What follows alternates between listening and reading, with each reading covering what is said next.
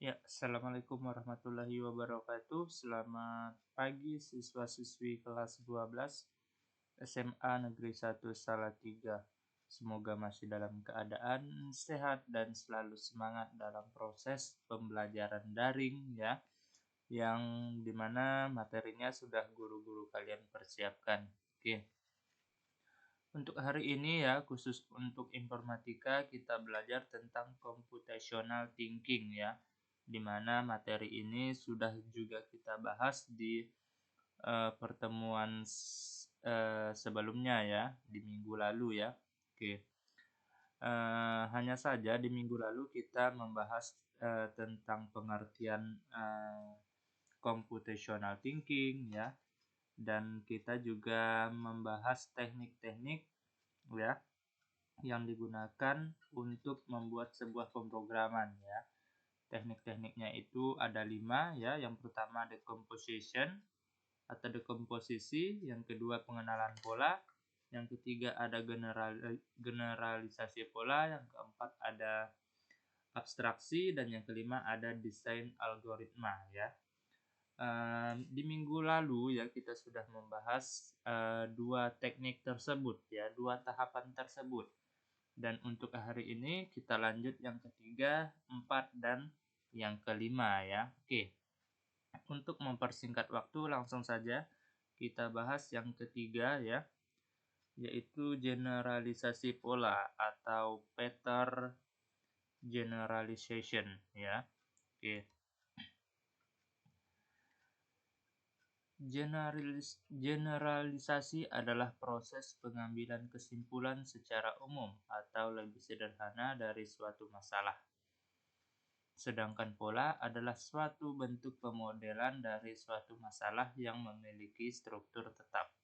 Ya, jadi pattern generalization adalah suatu kemampuan di mana kita bisa mengambil kesimpulan sederhana dari suatu masalah yang memiliki pola tertentu atau struktur dan bentuk yang tetap. Ya. Kemampuan generalisasi pola melibatkan kemampuan untuk membangun dan membenarkan serta menafsirkan struktur yang terdefinisi dengan baik dari serangkaian isyarat awal yang terbatas.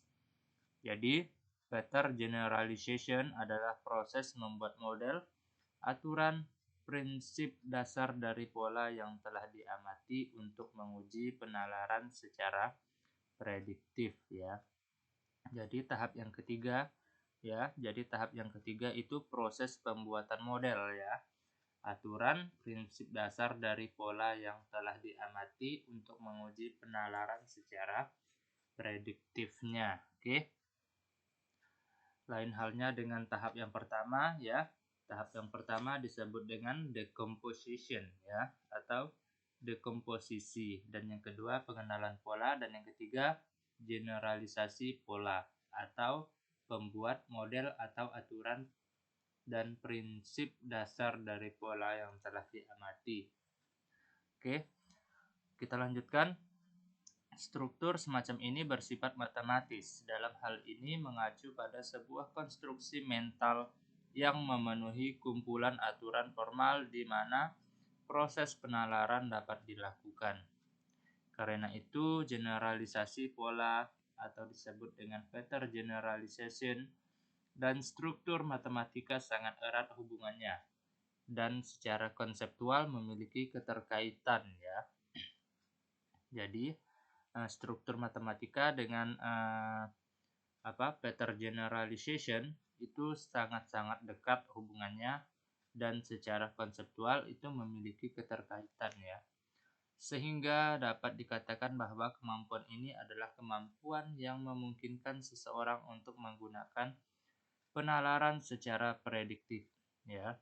Tujuan dilakukan tahap pattern generalization adalah untuk menemukan sebuah fakta antara hubungan beberapa variabel yang menggambarkan masalah yang sedang dihadapi.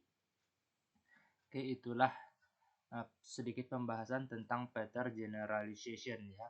Oke, kita lanjut yang keempat. Yang keempat ini adalah tahap lanjutan dari yang nomor 3 tadi ya. yang disebut dengan pattern generalization ya. Oke, dan tahap yang keempat itu tentang abstraksi.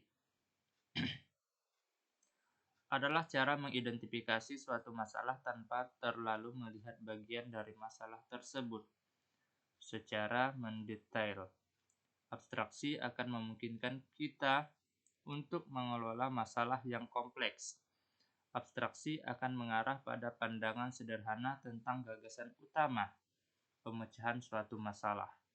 Abstraksi terletak pada inti suatu masalah tentang apa yang membedakan pendekatan komputasi dengan pendekatan-pendekatan yang lainnya. Abstraksi memungkinkan kita untuk mengelola kompleksitas. Sebagai contoh, abstraksi untuk mengelola kompleksitas kehidupan di sekolah ya. Misalnya jadwal sekolah adalah sebuah abstraksi dari apa yang terjadi di satu minggu ya. Hal ini akan menangkap informasi penting seperti siapa yang diajarkan, apa subjeknya, di mana dan oleh siapa ya. Lapisan kompleksitas lebih lanjut akan dipelajari seperti pembelajaran, tujuan dan kegiatan yang direncanakan dalam setiap pelajarannya ya. Itulah abstraksi ya. Oke. Pembelajaran tentang komputer akan melibatkan banyak lapisan abstraksi, sehingga kita akan memulainya dengan apa yang dilakukan suatu program. Lalu belajar tentang cara memprogram, ya. Dalam rekayasa perangkat lunak dan ilmu komputer, abstraksi adalah teknik untuk mengatur kompleksitas sistem komputer, ya. Abstraksi akan bekerja dengan membangun tingkat kerumitan di mana seseorang akan berinteraksi dengan sistem dan menekan suatu perincian dari masalah yang lebih kompleks. Ya, pemrograman bekerja secara antarmuka dengan lebih ideal dan dapat menambahkan tingkat fungsionalitas tambahan yang bekerja tidak terlalu rumit saat ditangani. Sebagai contoh, seseorang pemrograman yang menulis kode melibatkan operasi numerik mungkin tidak tertarik dengan cara angka diwakili dalam perangkat keras yang mendasarinya. Misalnya, apakah bilangan bulat 16 bit atau 32 bit. Jadi, contohnya seseorang pemrograman yang membuat suatu program numerik, dia tidak terlalu tertarik, tidak tertarik dengan membuat program dengan mendasari atau menggunakan yang namanya huruf ya.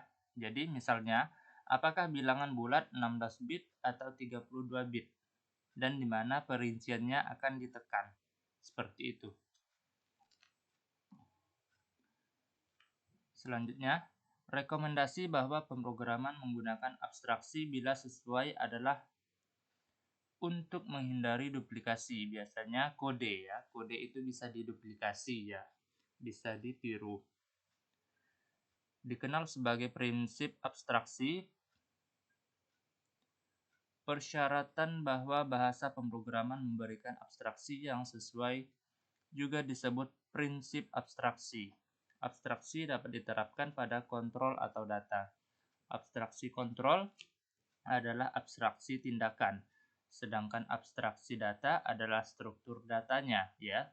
Abstraksi kontrol melibatkan penggunaan subrutin dan abstraksi aliran kontrol, sedangkan abstraksi data memungkinkan penanganan potongan data dengan cara yang berarti. Misalnya, motivasi dasar di balik data tipe, ya. Gagasan tentang suatu objek alam pemrograman beroriental objek dapat dipandang sebagai cara untuk menggabungkan abstraksi data dan kode definisi abstrak yang sama dapat digunakan sebagai antarmuka umum untuk keluarga objek dengan implementasi dan perilaku yang berbeda, namun memiliki makna yang sama. Mekanisme pewarisan dalam pemrograman berorientasi objek dapat digunakan untuk mendefinisikan kelas abstrak sebagai antarmuka yang umum, ya. Oke, itulah pembahasan abstraksi ya. Oke, kita lanjut yang kelima, ada desain algoritma.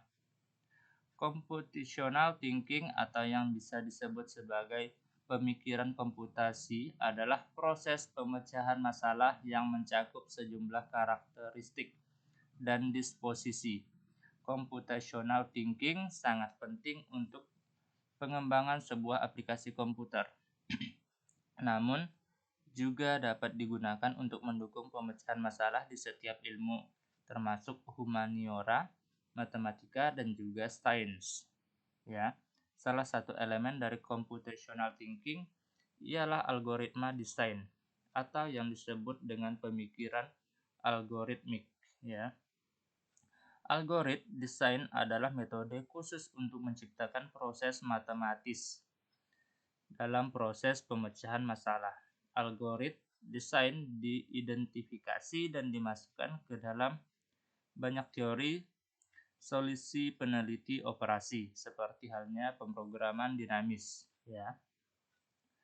Teknik untuk merancang dan menerapkan desain algoritmik adalah pola perancangan algoritma, seperti pola-pola template dan pola dekorator, serta penggunaan struktur data. Beberapa penggunaan algoritma saat ini dapat ditemukan dalam proses pencarian internet, seperti web crawling, packet routing, dan caching. Ya, jadi